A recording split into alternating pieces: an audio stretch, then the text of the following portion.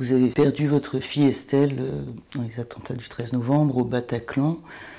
Au-delà de la perte d'un être cher, s'ajoute ce que beaucoup de proches ont appelé un parcours du combattant, l'après.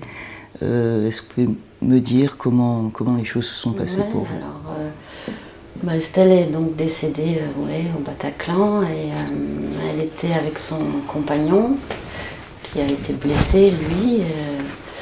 Et c'est lui qui nous a annoncé le décès d'Estelle. Donc, si vous voulez, nous, dès 23h30, il nous l'a annoncé au téléphone. Donc, on était sûrs. Déjà, il l'a vu. Donc, voilà, on n'avait pas de doute quant à. On n'avait pas d'espoir, on va dire.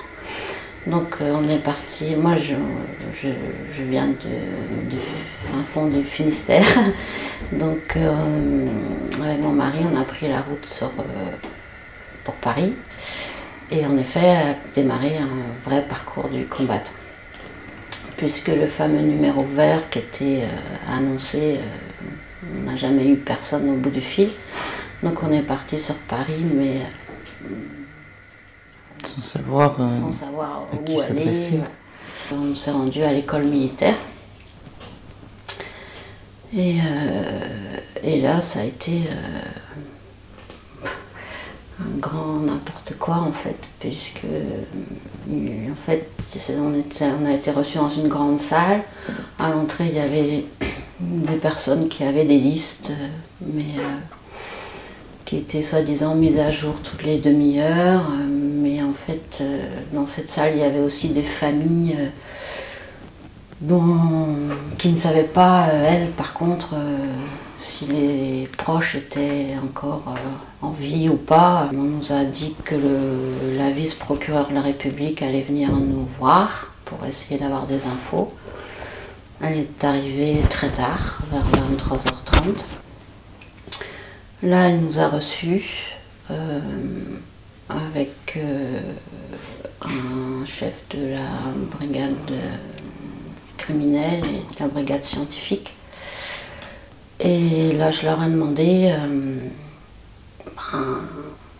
où est ma fille, quoi. Et ils nous ont répondu, on ne sait pas, elle peut être dans un hôpital de Paris, un hôpital de banlieue, ou...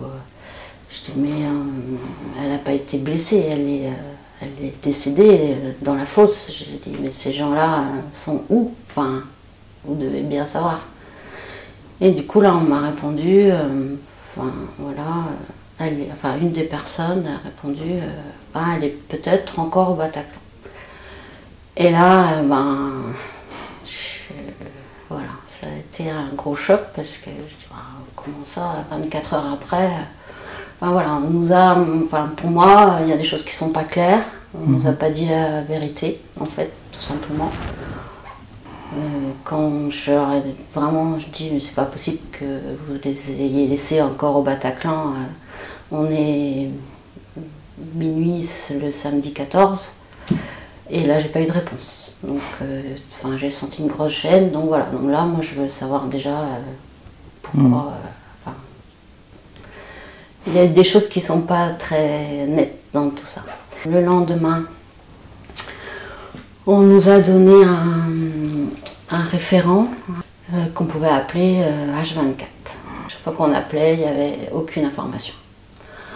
Je me suis rendue le dimanche midi à la mairie du 11e où il y avait une cellule psychologique qu'ils avaient mis en place. Donc je me suis rendue là pour essayer d'en savoir plus.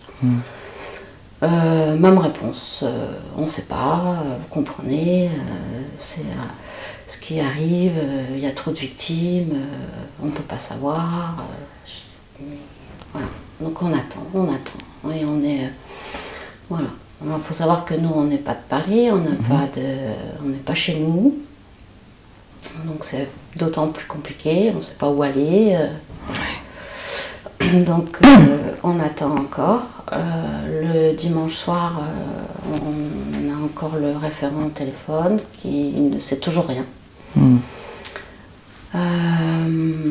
Et là, un petit peu de colère arrive, après l'événement, un petit peu de colère. Donc du coup, il nous dit, venez à l'Institut médico-légal. Ok.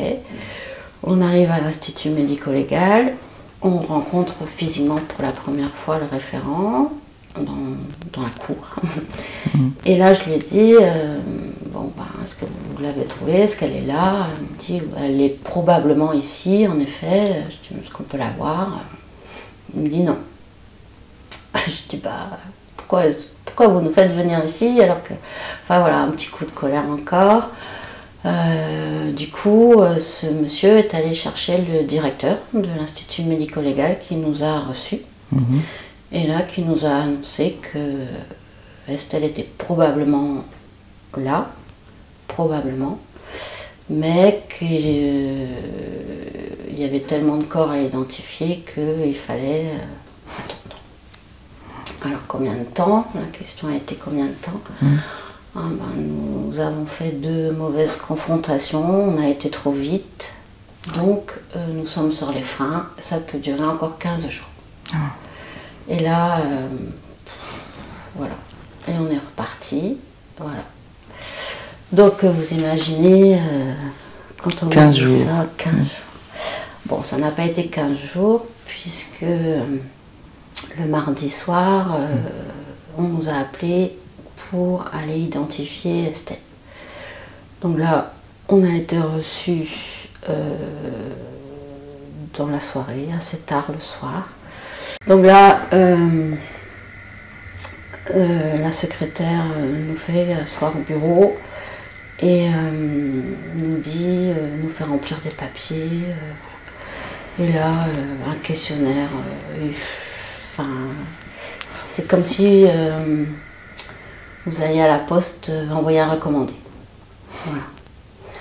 Des questions, mais vous avez été aux pompes funèbres, mais il va falloir s'en occuper. Votre fille, elle va être inhumée ou incinérée. Ben, on est hébétés, quoi. On se dit, mais on ne sait même pas si elle est là. Faites le chemin à l'envers, commencez par le début, quoi. Enfin voilà, c'était juste l'horreur, aucune humanité, voilà, des coups de tampon, voilà. Maintenant, allez-y. Alors on est monté, on a été reçu par une psychologue ou psychiatre, je sais plus, vraiment très gentille, enfin voilà, qui nous a expliqué comment ça allait se passer. Donc nous avons été accompagnés par cette dame et par une policière, et on a eu 5 minutes pour voir notre fille derrière une vitre, juste pour dire si c'était elle ou pas. Et oui, c'était elle, mais voilà, 5 minutes. Donc voilà, donc on était quand même soulagés parce qu'on l'avait vue déjà, et on savait où elle était concrètement, oui. Voilà. Et voilà, c'était déjà quand même un soulagement. Mais c'est pas terminé, puisque du coup, après ces 5 minutes-là, on n'a plus de nouvelles après pendant une semaine, c'est-à-dire le mardi d'après. Donc ça aussi, c'est assez cruel, puisqu'en fait, vous n'avez pas le droit de voir votre enfant. Ma plus jeune fille était aux États-Unis. Elle est rentrée que le mercredi. Il a fallu qu'elle attende le mardi 24 pour voir sa sœur.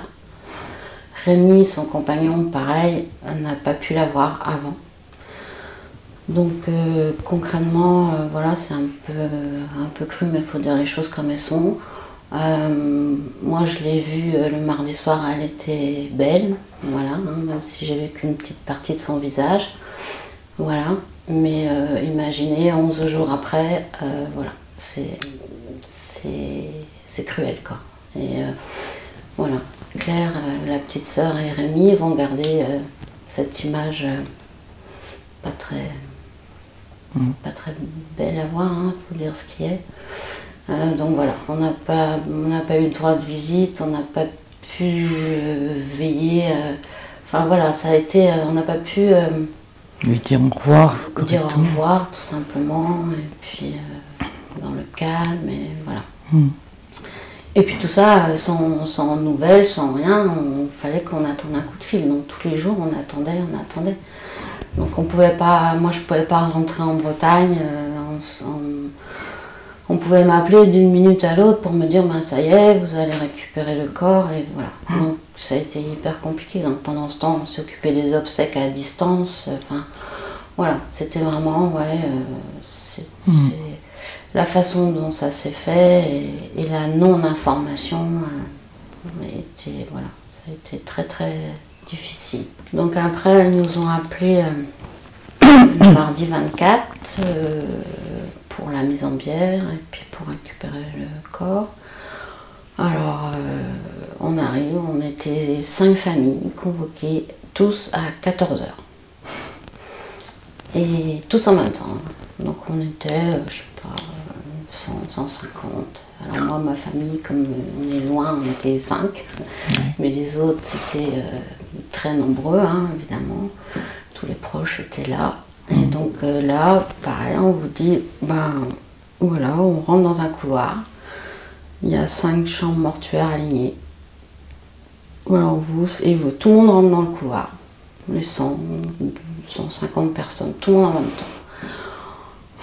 Limite, il y avait des gens qui se trompaient de chambre, enfin, c'était juste la pagaille totale. Les gens criaient, les gens pleuraient dans le couloir, les gens tombaient.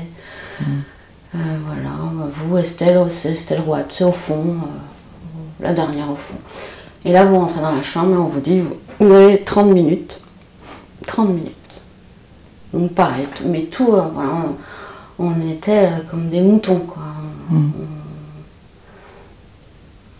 On dit maintenant on peut rester 1 heure. Non, on ne restait pas 1 heure, c'est 30 minutes. Et ça a été 30 minutes chrono, je vous promets. Limite, s'il n'y avait pas le coup de sifflet, quoi. Chut, allez. Et 30 minutes chrono, voilà, mise en bière, tous les cercueils à la queue leu, tout le monde dans les corbières, et puis voilà, c'est fini. Donc c'est, voilà, c'est pas humain, quoi. C'est pas humain. C'est des choses que j'oublierai jamais. Ça pèse encore. Est-ce que vous avez été aidé? Est-ce qu'il y a des choses qui se sont mises en place? On a eu une liste d'aide psychologique ou psychiatrique, voilà, avec des adresses, voilà. Donc bon, c'était surtout sur Paris, donc pour nous. Donc voilà, on m'a conseillé d'aller à l'hôpital des armées à Brest pour avoir un suivi et j'y ai été, ça m'a fait beaucoup de bien. Et j'y suis retournée il y a très peu de temps là, parce que évidemment à l'approche du procès, c'était compliqué. Et voilà. Vous allez témoigner, qu'est-ce qui compte le plus pour vous dans ce témoignage? Moi, ce qui compte, c'est parler et dire ce qui s'est passé réellement, parce que je vous ai dit au début, le parcours du combattant, comme on l'appelle un peu tous. C'est important de le dire. Et puis, je voulais dire aussi que en fait, j'arriverai jamais à pardonner, quoi. C'est important de témoigner, même si on va tous un peu dire la même chose, mais on se dit qu'au final, même si ça va être un peu répétitif, on va dire que pour Estelle, moi pour ma fille, voilà, c'est important que je le fasse. Elle l'aurait fait pour moi et voilà, pour elle, et je le fais pour elle, mais je le fais pour toutes les victimes aussi. Les victimes, les blessés, enfin quand je parle des victimes, je parle pas que des personnes décédées, je parle des blessés, je parle voilà, des gens qui galèrent, qui sont en vie mais qui galèrent, voilà. Et puis des gens qui sont traumatisés à vie, quoi. Et, voilà, mais c'est important de... pour moi, témoigner, c'est apporter une pierre à l'édifice en disant qu'il ne faut pas les oublier, quoi. Qu'on n'oublie pas, en fait. Qu'on n'oublie pas ce qui est arrivé et garder à l'esprit que tous, en fait, ils ont été massacrés parce qu'ils incarnaient la liberté et que voilà, qu'il ne faut pas les oublier et puis qu'il faut qu'on y aille. Il faut garder notre liberté à tous en fait. Et c'est prouver et dire à ceux qui sont dans le box qu'au final ils en ont massacré, mais on est toujours debout. Ceux qui restent, voilà, on est toujours là et on ne baissera pas les bras.